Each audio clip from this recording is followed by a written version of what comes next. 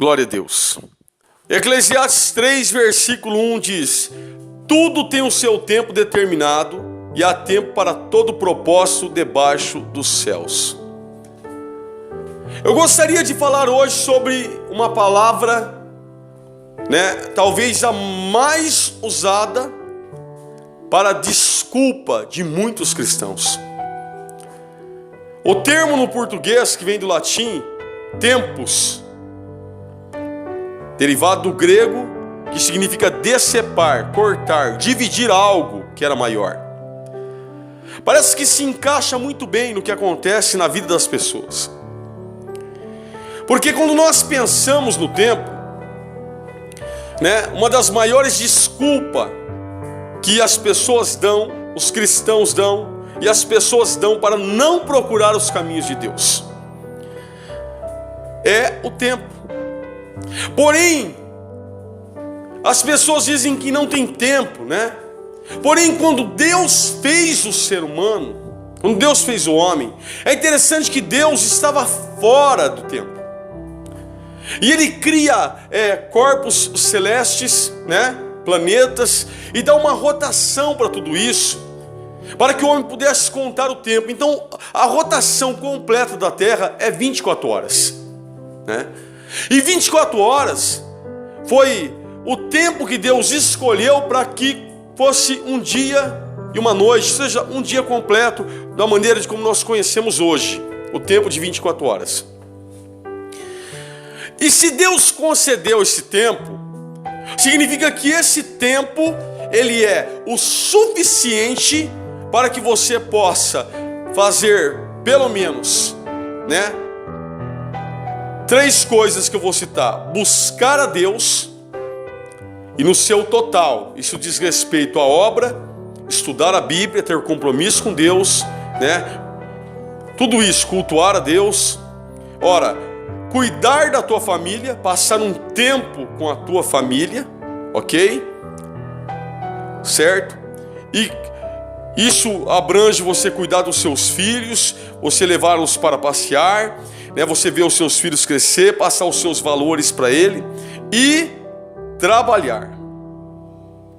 É o suficiente para que você possa fazer essas 3 coisas. Aí eu pergunto para você: o que as pessoas andam fazendo com o seu tempo? O que eles fazem? Você sabia que quando nós pegamos o tempo de 24 horas e nós tiramos 8 horas para colocar o tempo que uma pessoa dorme, sobra-se 16 horas. Se eu colocar aqui para uma pessoa que trabalha mais 8 horas, vai sobrar mais 8 horas para ela, ok? 8.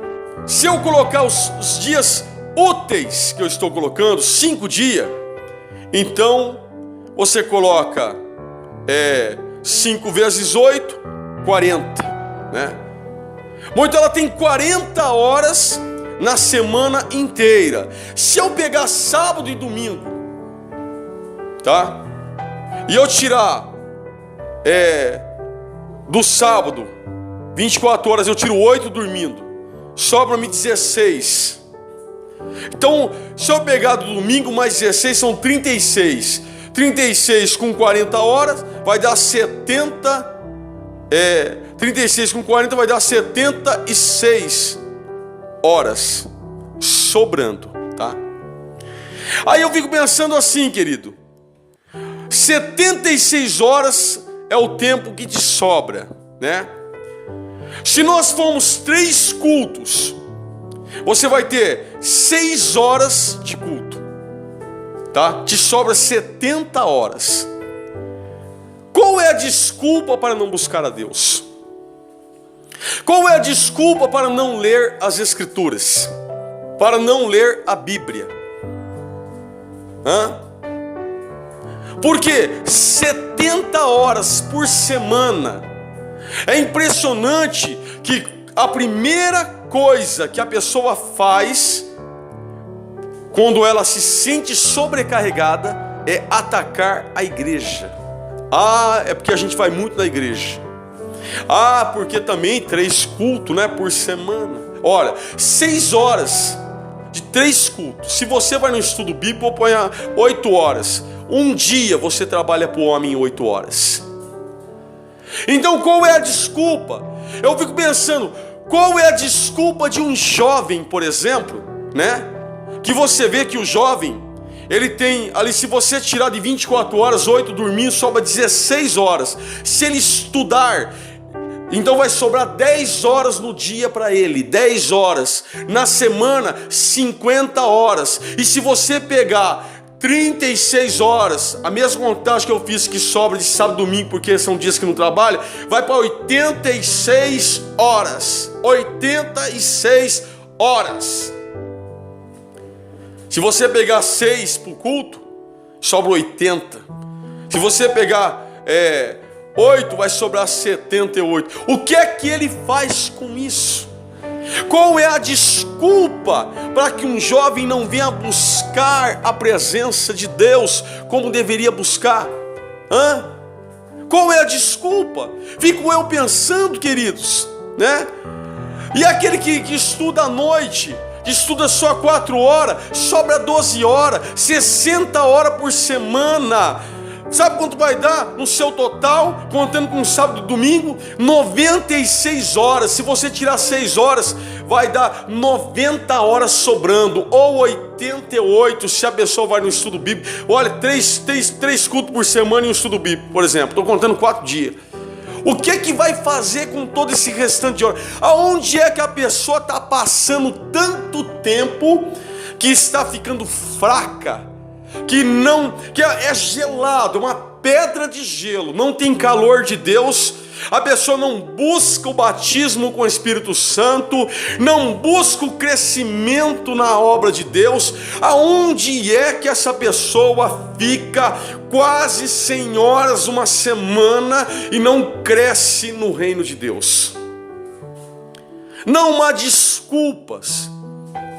As contas que nós fazemos mostram qual é a realidade, né? Mostra.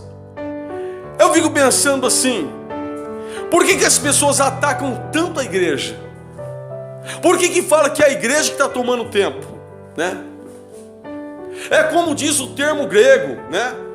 Ora, é dividir, decepar, cortar. É você pegar um tempo e começar a falar, eu vou dar desse tempo que eu tenho, tantas horas eu dou para a escola, tantas horas eu vou dar para o meu trabalho, né? Ora, tantas horas eu vou dar para o curso que eu estou fazendo. Olha, a primeira coisa que você deve fazer é você ceder o seu tempo para o mais importante, Deus. Primeiro é para Deus.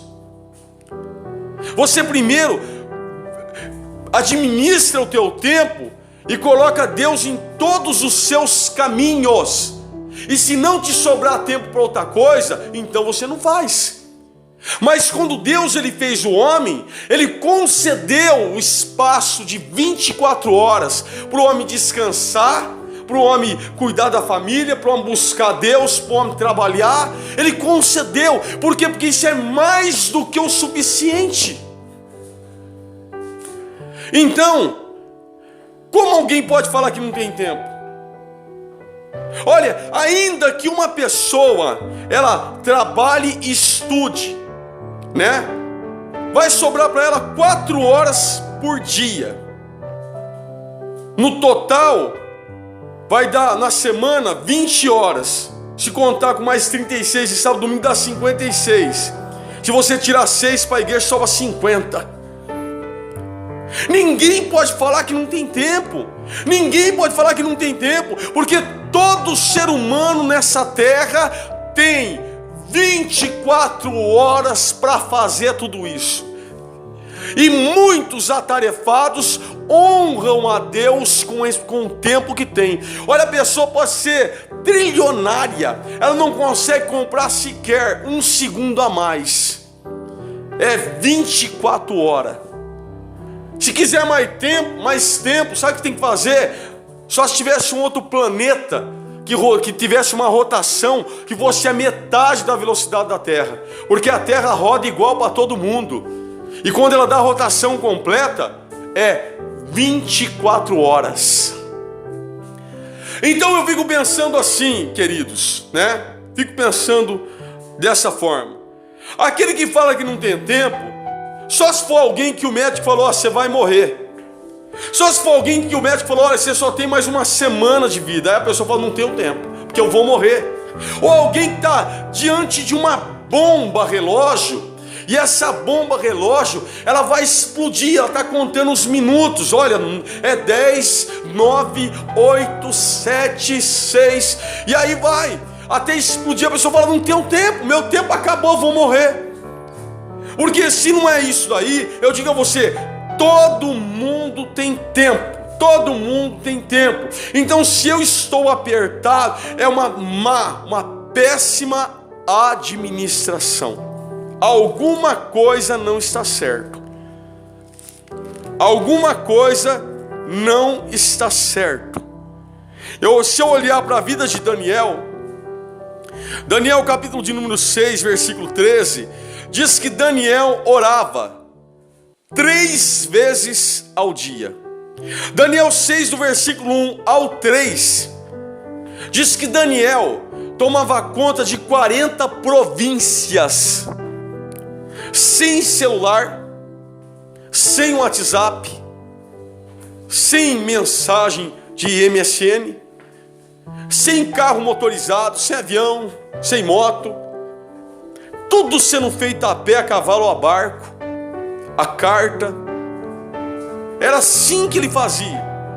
E a Bíblia diz que Daniel tinha tempo, porque ele orava 3 vezes ao dia. Os judeus, a maioria dos judeus, eles têm no seu tempo o tempo para Deus. E o tempo que eles têm para Deus é inegociável. Não há possibilidade de troca. Não há. Eles têm esse tempo como um tempo muito precioso. Provavelmente eles oravam na hora, se eu não me engano, deve ser hora terça, né? Hora sexta e hora nona, tá? 9 horas da manhã, meio-dia e 3 horas da tarde, se eu não me engano. Acredito que era isso, tá? Agora veja bem, eles tinham esse tempo como um tempo inegociável para oração, tá? Por isso que eu fico olhando para essa passagem e eu fico pensando assim, meu querido, Daniel tendo tanta tarefa, Daniel sendo um homem tão atarefado, orava 3 vezes ao dia.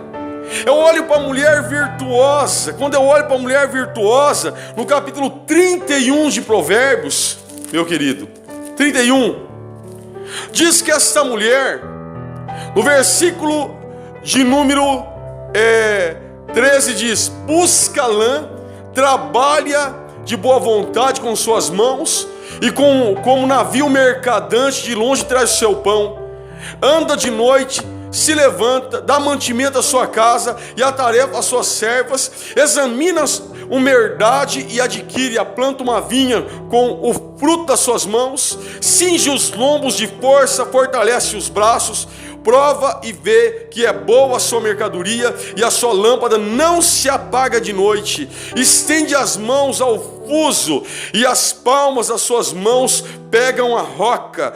Abre a mão ao aflito, e ao necessitado estende as suas mãos. Não temerá por causa da neve, porque toda a sua casa anda forrada de roupa dourada. Faz para si tapeçaria de linho fino, de púrpura, e a sua veste. Conhece o seu marido nas portas, quando se assenta com os anciãos da terra. Olha, faz panos de linho e fino, e vende-os, e dá cinta aos mercadores. A força e a glória são as suas vestes. Ri-se do dia futuro. Abre a boca com sabedoria, e a lei da beneficência está na sua língua. Olha pelo governo, olha só, de sua casa, e não come o pão da preguiça. Levantam-se os seus filhos, e chamam-na bem-aventurada, como também seu marido, que a louva, dizendo: muitas filhas agiram virtuosamente, mas tu a todas és superior. Enganosa é a graça e vaidade a formosura, mas a mulher que teme ao Senhor, essa será louvada. Oh, dai-lhe do fruto das suas mãos e louve-na nas portas das suas obras. A mulher que teme ao Senhor, esta será louvada. Onde? Só de olhar uma mulher dessa, com tanta tarefa, era uma mulher temente a Deus. Ela era uma mulher que buscava a face de Deus. Era uma mulher que tinha tarefa, que tinha fazer, mas que tinha o tempo para Deus. Era uma mulher que conseguia honrar a Deus com espaço de 24 horas. Quando eu fico olhando nesta passagem, eu penso: olha, Daniel era tarefado, a mulher virtuosa era tarefado, mas eles honravam, louvavam, tinham compromisso com Deus, não se atrapalhavam no tempo. No capítulo 10 de Daniel, no versículo 11, o anjo apareceu para Daniel e falou: Daniel, você é muito amado, Daniel. Deus amava Daniel, gostava de Daniel. Daniel, tu és muito desejável, tu és amado. Mateus 25, 23 diz que se você for fiel no pouco, sobre o muito te colocarei. Eu garanto a você que se você não domina 24 horas, você não vai dominar 48. Pode te dar o dobro. Se você não dominar, pode te dar, queridos, você não vai conseguir. Você pode te dar 96 horas, pode te dar o 4. Porque se você é fiel no pouco, porque quando você tem Deus como importante na sua vida, você não entrega o seu tempo que é de Deus por nada, nem por aumento de salário, nem por hora extra, nem por nada. Você não entrega. Por quê? Porque para você é muito importante a presença de Deus. A tendência não é o tempo ser alargado, a tendência não é o tempo ser estendido, a tendência é o tempo ser abreviado.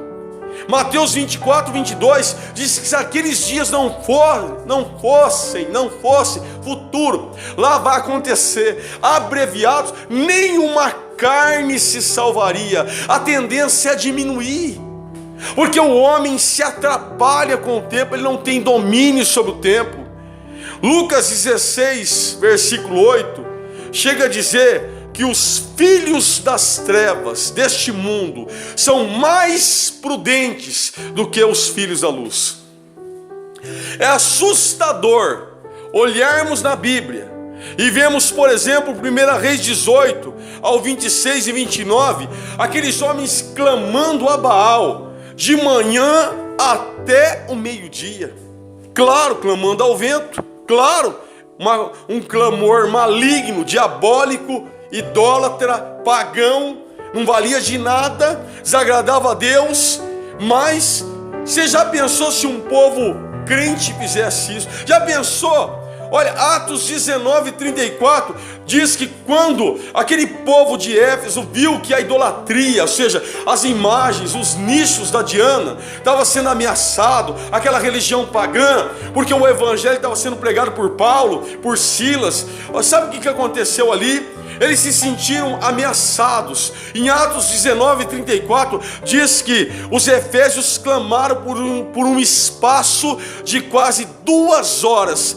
Grande é a Diana dos Efésios. Já pensou? Por isso que Paulo lutava. Paulo pensava: se esse povo se converter, vai descer poder de Deus sobre a vida desse povo, porque é um povo que faz isso para um ídolo. É um povo que clama por um espaço de quase 2 horas para um ídolo que tem boca, mas não fala, tem olho, mas não vê, tem ouvido, mas não ouve, tem mãos, mas não apalpa. Já pensou quando eles clamar para o Deus vivo? Por isso, queridos, que eu quero dizer para você que Deus chama pessoas ocupadas para a sua obra. Fazer, atender, adorar, ter compromisso, orar, interceder, buscar, ajudar na igreja, arregaçar as mangas. Deus chama pessoas ocupadas. Mateus 24, 40, 41 diz: estarão 2 no campo, trabalhando, no trabalho. Estarão 2 no campo, um será levado e o outro será deixado. Estarão 2 moendo no moinho, será levado uma e a outra será deixada.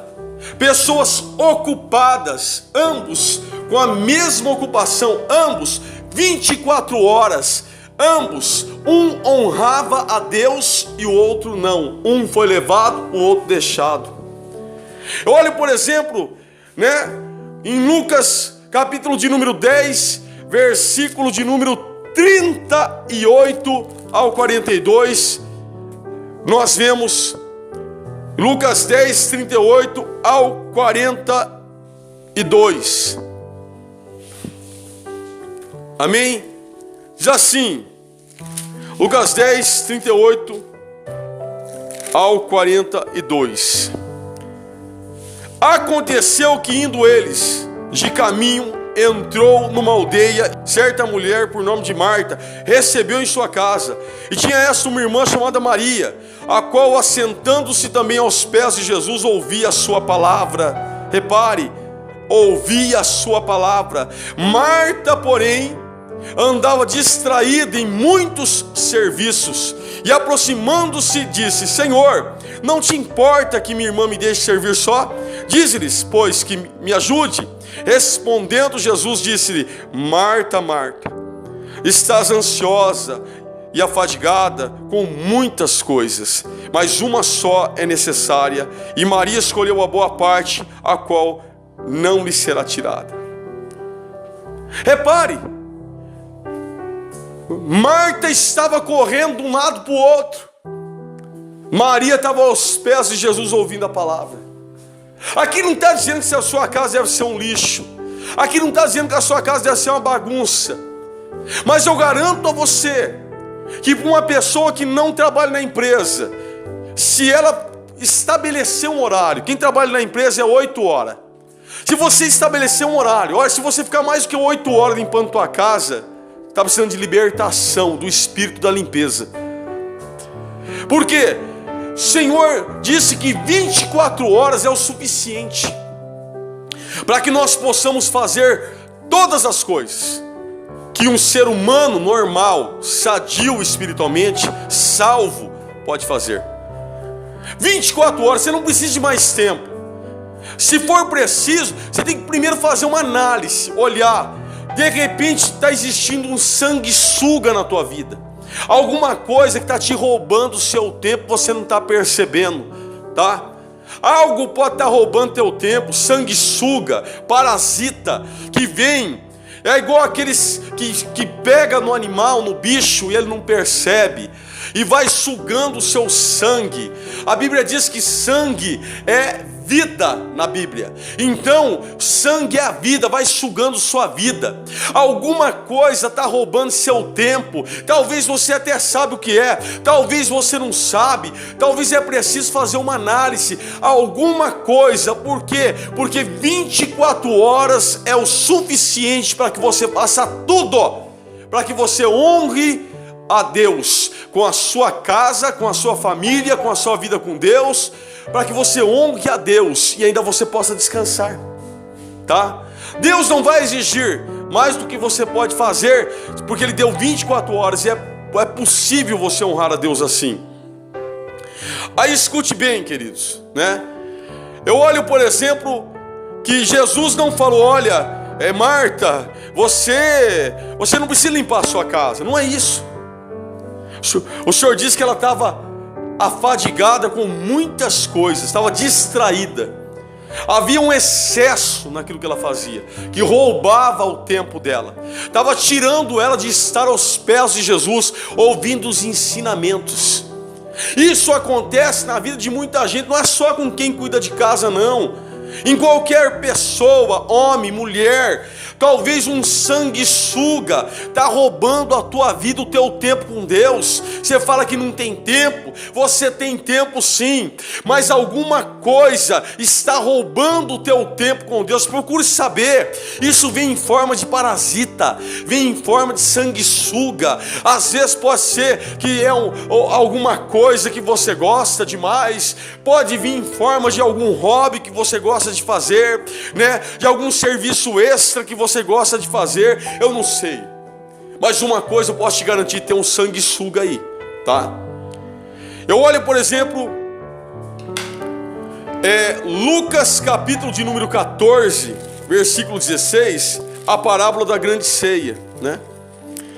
A Bíblia diz que estava tudo preparado, mas veja como está relacionado ao tempo. Está escrito assim, versículo 16, tá?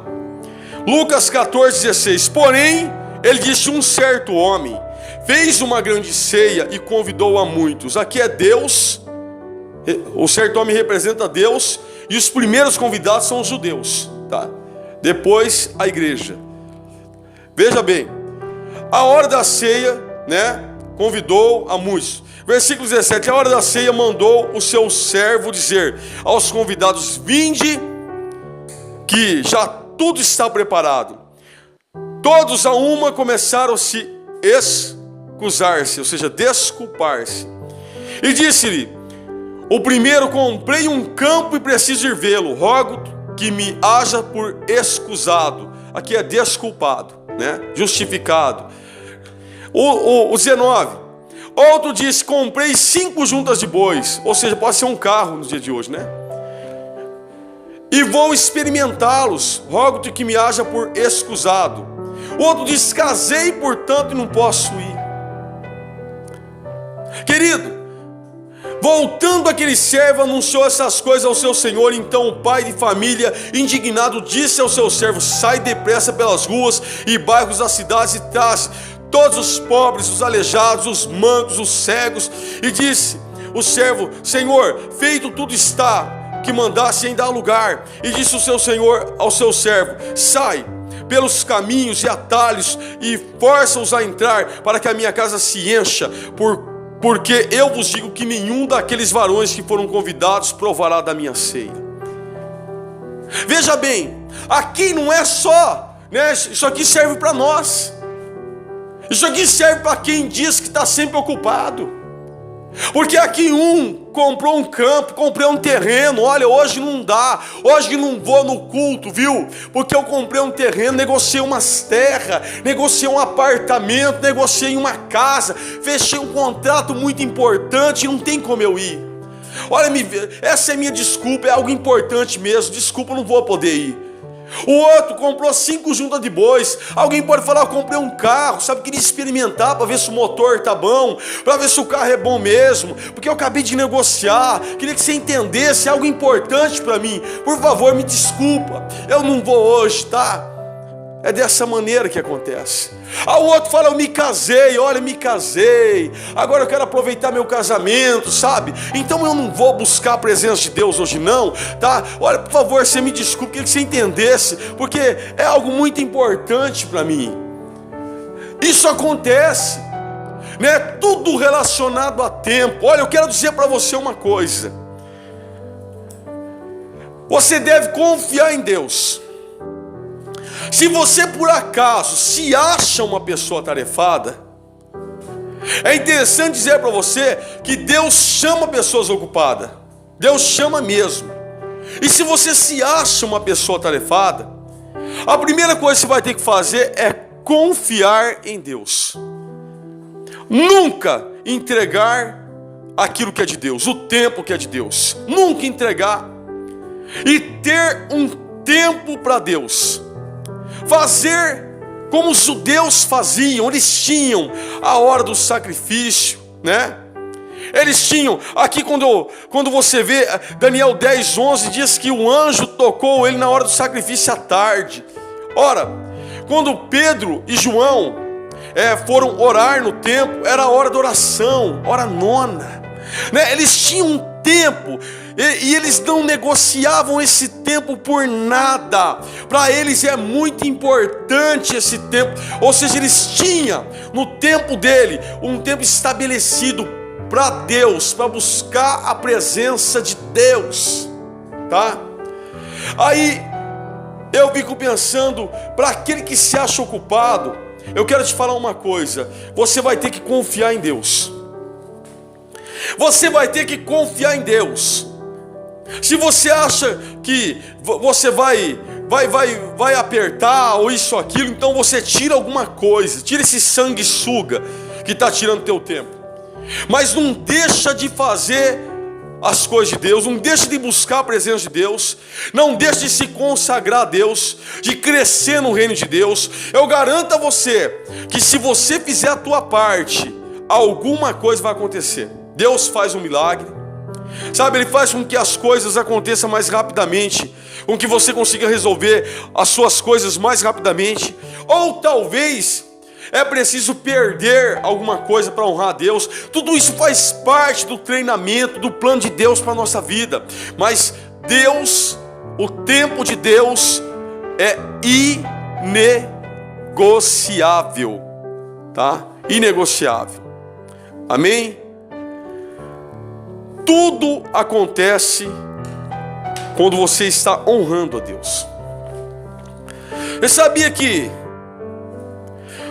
uma das coisas que eu queria dizer para você, sabia que as coisas acontecem na vida de um cristão?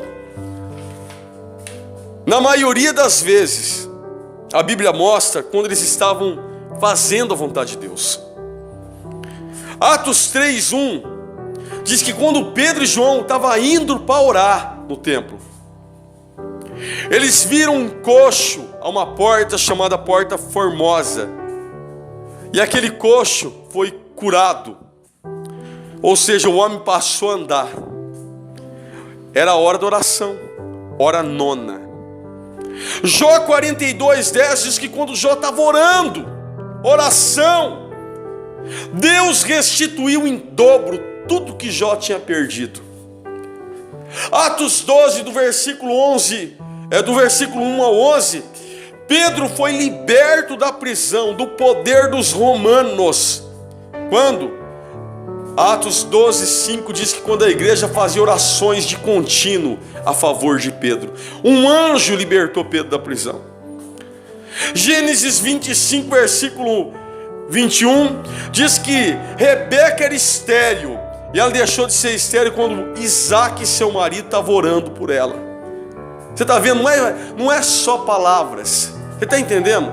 Né? Aqui é a pessoa que se dispõe, que tem tempo para Deus. É a pessoa que não negocia o seu tempo, tem tempo de oração, que ora todo dia. Atos 16:25, Paulo e Silas na prisão, quando estavam cantando louvores, glorificando, exaltando a Deus, Deus derramou naquele lugar, foi um terremoto que abriu-se todas as celas. O carcereiro e sua família se converteram a Deus. Você entende?